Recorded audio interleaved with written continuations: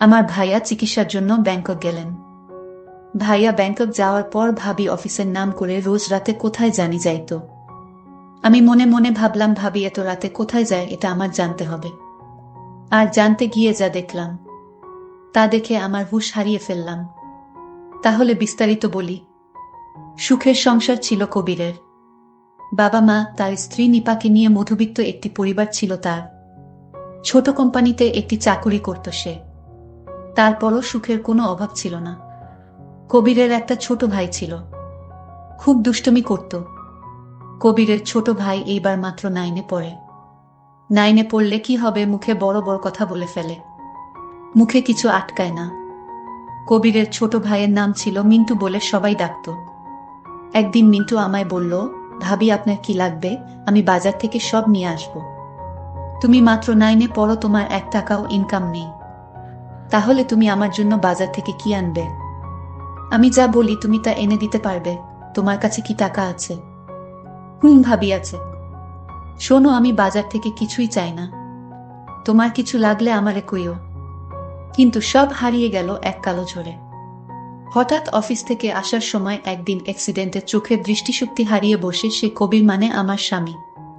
চেতনা ফিরে পেলে নিজেকে হাসপাতালে আবিষ্কার করে কবির। কিন্তু চারিদিকে তাকিয়ে সবকিছু অন্ধকার দেখতে পেলে তার পরিবার তাকে জানায় অ্যাক্সিডেন্টে মাথায় প্রচণ্ড আঘাত লাগায় সে তার দৃষ্টিশক্তি হারিয়েছে। সেদিন কবিরের পাশে বসে নিপা অনেক কেঁদেছিল, তবুও কবিরকে এক মুহূর্ত ছেড়ে যায়নি। বাবা মার পছন্দে নিপাকে বিয়ে করেছিল কবির। বিয়ের পর হাসি কান্না আনন্দ অভিমানে ভালোই চলছিল কবিরের সাথে তার জীবন। কবির বারবার বুঝেছে বাবা মা তার জন্য সবচেয়ে ভালো কাউকেই বেছে এনেছে। সেদিনও অ্যাক্সিডেন্টের পর সেটাই প্রমাণ হলো। কবিরের সেবা যত্নে মাথার চোট ধীরে ধীরে সারল, কিন্তু মানসিক যন্ত্রণা কবিরকে ঘিরে ধরল। সংসারের একমাত্র উপার্জনক্ষম ব্যক্তি কবির। এখন কিভাবে তাদের মধ্যবিত্ত পরিবার চলবে? কবির কতদিন যে নিপাকে বলেছে, নিপা আমি বলি কি তুমি তোমার বাবার বাড়ি চলে যাও, ভালো থাকবে। এই কথা দ্বিতীয়বার আর বলো না। আজ আমার যদি কিছু হতো, তুমি কি আমাকে ছেড়ে চলে যেতে? কি বলছো এসব? যেতে না তো? তাহলে আমি কিভাবে যাই? তোমাকে এই অবস্থায় রেখে আমি একা ভালো থাকবো? নিপা, তুমি তো জানো কি অবস্থা পরিবারের, টাকা পয়সা প্রায় শেষের পথে। জানি, আমি বলি কি না হয় আমি একটা জব নিই, তখন হুট করে বলে ফেলো কবিরের ছোট ভাই, মানে আমার দেবর, ভাবি তুমি কেন চাকরি করবে? তোমার চাকরি করা লাগবে না, দরকার হয় আমি কাজ করব, রিক্সা চালাবো। আমি তোমাকে কিছুতেই চাকরি করতে দিব না ভাবি। আমি তার কথা শুনে অবাক হচ্ছি। একটা ছোট ছেলে, ভাবির প্রতি এত মায়া। আমি আসলেই এই পরিবারে আসতে পেরে আমার জীবন ধন্য। কারণ কবির যেমন আদর্শবান ছেলে, ঠিক তেমনি আমার দেবর। ভাবি বলল, আরে তোমরা আমাকে নিয়ে এত চিন্তা করছো কেন? আমি চাকরি করতে পারবো, এটা তো আমার পরিবার। কবির বলল, কিন্তু? কোনো কিন্তু না, আমি কি আমার পরিবারের জন্য এটুকু করতে পারি না? তারপর তুমি সুস্থ হলে আমি না হয় আবার জব ছেড়ে দিলাম। হ্যাঁ, আমি আবার সুস্থ। দেখো, তুমি আবার দেখতে পাবে। আমরা তো কালকেই ডাক্তারের কাছে যাচ্ছি, দেখি না কি বলে ডাক্তার। কবির চুপ করে রইল। নিপা আর কবির দুজনের মুখই বিমর্ষ হয়ে রইল। শেষে নিপা ডিসিশন নিল, এখন তো চিকিৎসার টাকাও নেই তাদের কাছে। তাই নিপা চাকুরি করে টাকা জমিয়ে তারপর না হয় কয়দিন পর কবিরের চিকিৎসা করাবে। কবির সেদিন বুঝেছিল স্বামী স্ত্রী দুজন দুজনের জন্য কতটা আপন। কয়দিন পর নিপা একটা ব্র্যাকেটে চাকুরি নিল। প্রথম প্রথম বেশ ভালোই কাটছিল তাদের।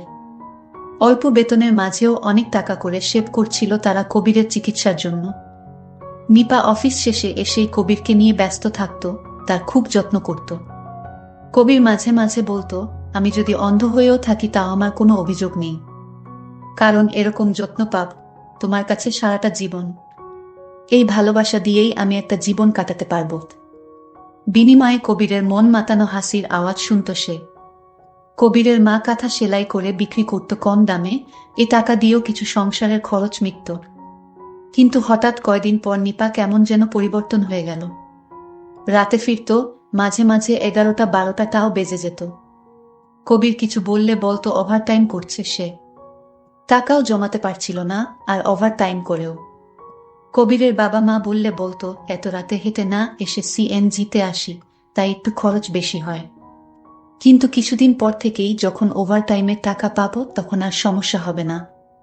কিন্তু কবিরের আর সেই কিছুদিন আসলো না। কবিরের উপরও কেমন যেন কবিরের যত্ন আদি কমে যাচ্ছিল। অফিস থেকে দেরি করে ফিরেই সে কবিরকে ক্লান্ততা দেখিয়ে শুয়ে পড়ত। কত রাত যে কবির নিদ্রাহীন কাটিয়েছে তার ঠিক নেই। কিন্তু মনকে সান্ত্বনা দিত নিপাত এসব তার জন্য, তার পরিবারের জন্যই করছে। কবিরের বাবা মা বৃদ্ধ হলেও বেশ বুঝেছিল কবিরের আশায় থাকলে ছেলের চিকিৎসা হবে না। একদিন তারা কবিরকে এসে বলল, বাবা, আমরা কালকে তো ভিসা পাসপোর্ট করাতে যাব। সামনের মাসে তুই যাবি চিকিৎসার জন্য। কিন্তু বাবা, এত টাকা তুমি কোথায় পেলে? তোর নানু মারা যাওয়ার আগে তোর মায়ের নামে কিছু জমি লিখে দিয়েছিল, সেটাই আজ বিক্রি করে এসেছি।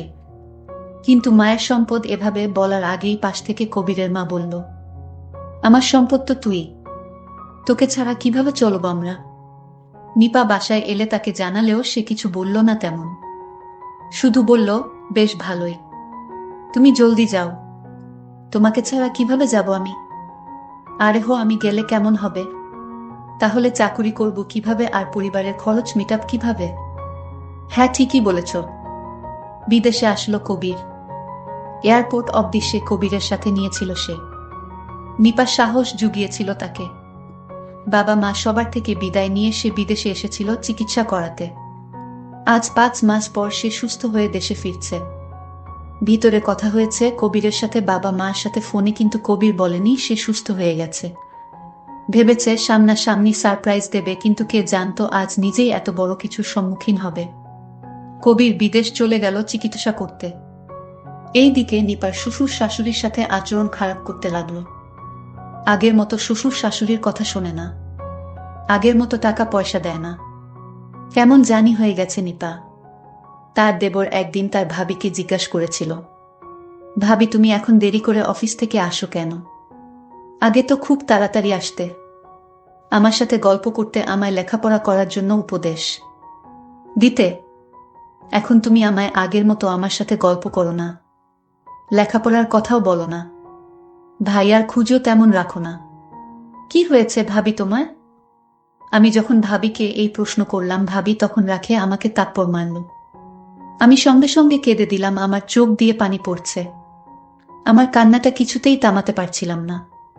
হঠাৎ আমার কান্নার আওয়াজ শুনে মা দৌড়ে আসলেন। কি হয়েছে বাবা তোর, তুই কাঁদছিস কেন? মা, ভাইয়ার কথা মনে পড়ছে তাই কান্না করছি। মা বলল, তোর ভাইয়া ভালো হয়ে যাবে, চিন্তা করিস না, আর কান্না করিস না। আমি আমার মাকে মিথ্যা বলেছি।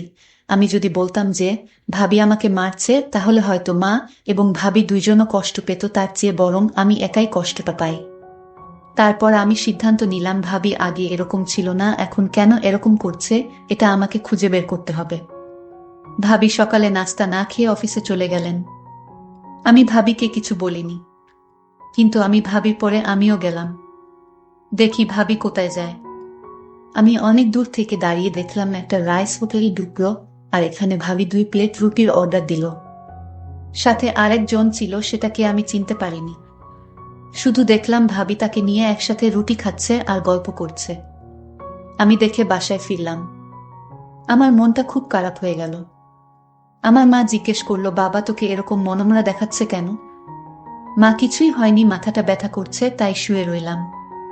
আমার মা আমাকে বলল, বাবা তোর ভাইয়াকে বাঁচাতে আরো 2 লাখ টাকা লাগবে। কেন মা, আরো টাকা লাগবে? এত টাকা এখন কোথায় পাবো? আচ্ছা, ভাবি তো এখন অনেক টাকা বেতন পাচ্ছে চাকরি করে, ভাবি আসুক দেখি কি করা যায়। বলতে বলতেই ভাবি হাজির। ভাবিকে বললাম, ভাবি ভাইয়াকে সুস্থ করতে নাকি আরো অনেক টাকা লাগবে। ভাবি তুমি তো চাকরি করছো, কিছু টাকা দাও, ভাইয়াকে সুস্থ করে তুলি। ভাবি বলল, আমি কয় টাকা বেতন পাই যে আমি তোমার ভাইয়াকে দিব? যে টাকা বেতন পাই সে টাকা আমার নিজেরই হয় না। এমন টাকা টাকা করবে না, বুঝলে? আমি ভাবির কথা শুনে অবাক হলাম। যে ভাবি একদিন এই সংসারের সকল খোঁজ খবর রাখত, আর সেই ভাবি কিনা সংসার থেকে দায়িত্ব ছেড়ে দিতেছে। বিষয়টা খুব দুঃখজনক। কিন্তু ভাবির এমন পরিবর্তন কেন হলো এটা আমাকে জানতেই হবে। এটা না জানা পর্যন্ত আমার পেটের খাবার হজম হবে না। পরদিন ভাবি যখন অফিসে গেল তখন আমি লক্ষ্য করে গেলাম ভাবি অফিসে না গিয়ে দেখলাম একটা নির্জন জায়গায় গেল। সেখানে আমি দূর থেকে লক্ষ্য করলাম ভাবি যেন কার সাথে কথা বলছে, হাঁটছে। আমার ভাবিকে কেন জানি সন্দেহ হলো। ভাবি এখানে কেন এলো? তাহলে ভাবি চাকরি করে না, চাকরির নাম করে বাসা থেকে বের হয়। এসব ভাবতে ভাবতে বাড়িতে চলে গেলাম। বাড়ি যেতেই মা বলল, বাবা তোর ভাইয়াকে কে জানি টাকা দিয়ে দিচ্ছে, তোর ভাইয়ার সমস্ত চিকিৎসা কে জানি করাবে, তোর ভাইয়ার বন্ধু হতে পারে। আমি মাকে বললাম, মা সত্যি বলছো? সত্যি, তুই আসার আগেই ফোন করে জানিয়েছিল। আমি শুনে খুশি হলাম, কিন্তু আমার মা আমাকে জিজ্ঞেস করলেন, বাবা তুই মনমরা কেন? না মা, আমার কিছু হয়নি, এমনি কিছুই ভালো লাগছে না। হাত মুখ ধুয়ে আয়, আমি খাবার দিচ্ছি। খাবার খেতে মন চাচ্ছে না, তবু মায়ের মন রক্ষার্থে খাইলাম। দিন দিন ভাবি কেমন জানি হয়ে যাচ্ছে, এই চিন্তা আমার মাথা থেকে সরাতে পারছি না। কি করি? কিন্তু একটা কথা মাথা থেকে নামাতে পারছি না, ভাইয়াকে এত টাকা কে দিল? কি অদ্ভুত ব্যাপার। হঠাৎ ভাবির কণ্ঠ শুনতে পেলাম।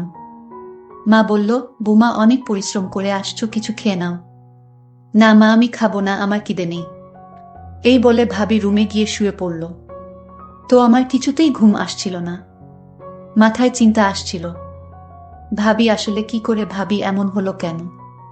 হঠাৎ ভাবির রুমে এক শব্দ পেলাম মানুষের। আমি ভাবির রুমে উকি দিয়ে দেখি কেউ নাই।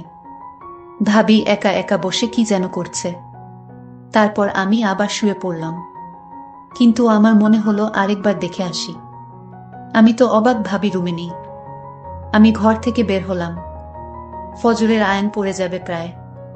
এমন সময় ভাবিকে দেখলাম অফিসের দিকে যাচ্ছে। আমি ভাবলাম এখন ফজরের আয়ান দিবে, এত ভোর বেলাতে ভাবি অফিসে যাবে কেন?